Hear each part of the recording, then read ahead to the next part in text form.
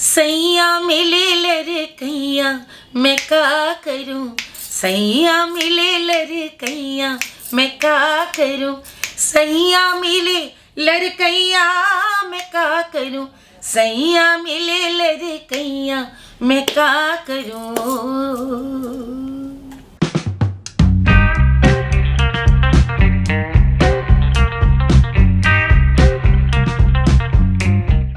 कहते हैं मैम कि लोकगीत जो होता है वो आत्मा में बसता है और आत्मा अजर अमर है, वो कभी खत्म नहीं होती है, सदियों तक चलती रहती है। तो आपकी आवाज भी सदियों तक चलेगी। तो इसकी शुरुआत कैसे हुई इस आवाज की? आवाज तो प्रकृति प्रदत्त है, जैसी ईश्वर ने बनाई रची, हम उसी कंठ को लेके पैदा होते हैं। बाद में यहाँ पर जैसा हमारा प्रारब्ध, जैसी हमारी लगन, उसके हिसाब से गुरुओं के आशीर्वाद से उसको हम सींचते संवारते हैं। वही मुझे लगता है हमारा भी रहा। और इस सृष्टि में जो भी कलाकार है उसका सबका यही नियम है। देखिए उसी आवाज़ से, उसी कंठ से आप किसी को अपना बना सकते हैं, तो किसी को आप अपशब्द कह करके किसी को बहुत पराया कर सकते हैं। और उनमें ये 7 या मैं कहूँ 12 सुरों से ये पूरा एक संसार रचना, एक कह लीजिए एक चित्र उपस्थित करना, जो भी ख्याल है किसी का, आपका, आपके पूर्वजों का, किसी शायर का, किसी गीतकार का, या हमारे बहुत जो पुरानी परंपराओं से चले आ रहे राग रागनी हैं, उन बंदिशों का, उनकी अवतारणा करना, ये इस कंठ का धर्म है। तो ये हम लोग माध्यम है, कंठ भी माध्यम है, हम भी। मेरा सवाल था मैम कि आप उत्तर प्रदेश की रहने वाली हैं, और उस समय हमारे बिहार और यूपी में जब लड़कियां होती हैं तो पहले कहते थे मेडिकल की स्टूडेंट आ गई, मेडिकल करेंगी, लड़के इंजीनियरिंग करेंगे, यूपीएससी करेंगे। तो आपने संगीत चुना, और मैं पढ़ रहा था कि आप गोल्ड मेडलिस्ट थी, गोल्ड प्राप्त किया आपने। तो कितना कठिन रहा था उस दौर में, या कितना आसान रहा था? परिवार ने सपोर्ट किया कि नहीं तुम संगीत को ही चुनो? देखिए ऐसा है कि आप तो शायद हमसे भी छोटे हैं बहुत तो उस पीढ़ी की आप बात कर रहे हैं जहाँ पर लड़कियाँ डॉक्टर बन रही थी और इंजीनियर। हम लोग के समय में तो ये था कि पढ़ाई होने के बाद माता पिता ही तय कर देते थे कि अब शादी होनी है, और शादी के बाद उसका भाग्य जहाँ जाए जो हो। ये कमाल की बात है कि मेरे माता पिता ने मुझे संगीत सिखाया, सिखाने के बाद भी वो इस मामले में बहुत पुरातन उनकी पूरी सोच थी, परंपरा की, जैसा उन्होंने भी बुजुर्गों को देखा कि 21 की हुई बिटिया और इसको बस ब्याह कर देना है।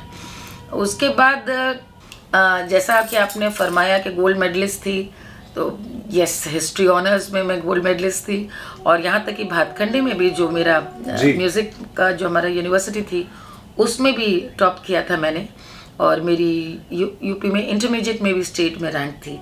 तो अच्छी ठीक ठाक ब्रिलियंट स्टूडेंट थी कह सकते हैं आप। लेकिन मुझे लगता है कि यदि किसी भी इंसान के अंदर एक विचार है, एक बीज है कुछ अच्छा रचने का, कुछ अच्छा करने का, सोच है, चिंतन है, मुझे लगता है, तो वो चिंतन, वो सोच उसे कहीं ना कहीं ले ही जाता है। तो बस फिर माता पिता ने तो विवाह हमारा जब तय कर दिया और विवाह हो गया, तो मैं जिस परिवार में ब्याह कर गई तो वो भी एक पढ़ाई लिखाई वाला सब वैसे परिवार थे, सब IIT के इंजीनियर्स थे, मेरी कोई नंद भी नहीं थी।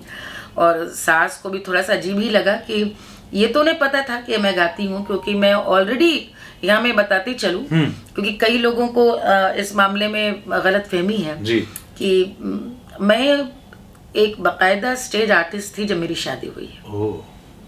तो ये जो एक कह सकते हैं देश के कुछ प्रतिष्ठित उत्सव हैं, वो विवाह के पहले मैं गा चुकी थी। क्या बात? जैसे बद्री केदार उत्सव है जी, गंगा महोत्सव 85 में शुरू हुआ था, मैंने 86 में गाया, 87 लखनऊ महोत्सव जो कि बड़ा एस्टीम्ड फेस्टिवल। ये तो छोड़िए, उत्तर प्रदेश महोत्सव दिल्ली में हुआ था, जिसमें कि उत्तर प्रदेश के सर्वश्रेष्ठ कलाकार थे, जिसमें उस जमाने में महाराज जी, बिरजू महाराज जी वगैरह थे, उसमें मैं भेजी गई थी। तो कह सकते हैं कि नाम मेरा 20 साल की उम्र में अच्छा खासा हो गया था। लेकिन उस समय विवाह होने के बाद जब पारिवारिक जिम्मेदारियां हो जाती, और मैं बहुत ही अलग परिवेश में ब्याह कर गई जहां पति प्रशासनिक सेवा में थे, और जब आप एक आम भारतीय परिवार की बात करें तो ये भी आप समझ सकते हैं प्रशासनिक सेवा में परिवार कितने भी खुले मन का हो, लेकिन लोगों की का जो नजरिया है, और उस दौर में तो और भी रहा होगा मैम, देखने का, विचारने का, और प्लस कुछ उस समय के हालात, जिंदगी कैसे थे कि जहाँ पोस्टिंग हुई तो आने जाने के साधन नहीं थे। बहुत छोटी छोटी जगह शुरू में पोस्टिंग्स होती, तबले पे रियाज करने वाला कोई नहीं था।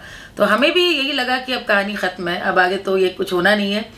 लेकिन एक कह लीजिए कि एक लगन थी, बहुत बहुत तगड़ी लगन। पति ने मतलब सपोर्ट भी किया, हस्बैंड ने सबने सपोर्ट किया आपको कि नहीं तुम गाओ? जी, मुझे लगता है कोई भी ये जब शब्द आता है सपोर्ट किया, तो मुझे लगता है कि कोई भी खुले जहन का व्यक्ति, कोई भी जो अपनी व्यक्तित्व को लेकर किसी प्रकार के संदेह में नहीं है, किसी प्रकार की कुंठा में नहीं है, मुझे लगता है वो अपने जीवन साथी के तरक्की या आगे बढ़ने को लेकर के सकारात्मक ही होता है। क्या बात। लेकिन ये बात सच है कि महिलाओं के लिए हमेशा कहा जाता है कि सपोर्ट किया। नहीं, पतियों के लिए भी कहा जाता है, बहुत कम होता है, बहुत कम होता है। अधिकतर जब हस्बैंड्स अच्छा करते हैं तो कोई भी कभी नहीं होता कि पत्नी का कोई कोऑपरेशन हो। लेकिन हम तो कहते हैं मैम यहाँ पर वो क्योंकि वक्त बदल गया है, लेकिन महिला कोई भी उपलब्धि लेती है तो यही माना जाता है ससुराल में भी अच्छे होंगे लोग, हस्बैंड भी अच्छे होंगे, तभी गाने दिया या तभी आने दिया। और ये किसी का दोष नहीं, क्योंकि वाकई सामाजिक परिस्थिति ऐसी थी।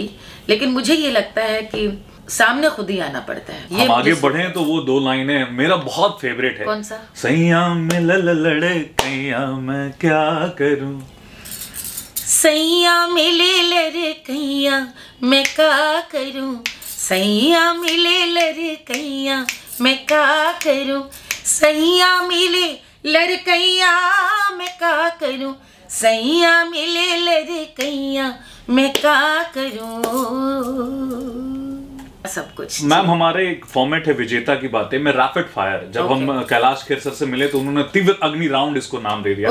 फटाफट आपसे सवाल पूछेंगे, आपको फटाफट जवाब देना होगा, और सही अगर मतलब बेबाकी से देने पे दाल भात चोखा पापड़ तिलौड़ी अचार बिहारी एकदम शुद्ध खाना आपको गिफ्ट हैम्पर में मिलेगा ना? पक्का? एकदम पक्का। ऐसे तो नहीं खाली? नहीं भाई, झूठ नहीं, कैमरे पे झूठ है वादा। चलिए बोलिए। तो मालिनी अवस्थी किन 2 चीजों के बिना नहीं रह सकती? फोन और पर्स। पर्स इसलिए कि कार्ड्स हैं उसमें। फोन में सबसे ज्यादा कौन सा ऐप इस्तेमाल करती हैं आप? I think WhatsApp, because to remain connected with family, परिवार से जुड़े रहने के लिए। आपके फेवरेट सिंगर? लता जी। और बहुत मुश्किल है किसी सिंगर से कभी ये ना पूछिएगा कि कौन फेवरेट है, क्योंकि महासमंदर है। लेकिन अपनी गुरु गिरजा देवी जी। और किस म्यूजिक के बिना आप मतलब आपको रिलैक्स करता है, कौन सा म्यूजिक? बांसुरी, सितार और शास्त्रीय संगीत। शास्त्रीय संगीत। और एक सुबह उठी और आप लता मंगेशकर हो गई तो पहला काम क्या करेंगी? पहला क्या काम करेंगे तो मैं बस आंख मीचूंगी और दोबारा सोने चली जाऊंगी। एक आध गाना रिकॉर्ड कर लेती। राजनीति में आने का इरादा है?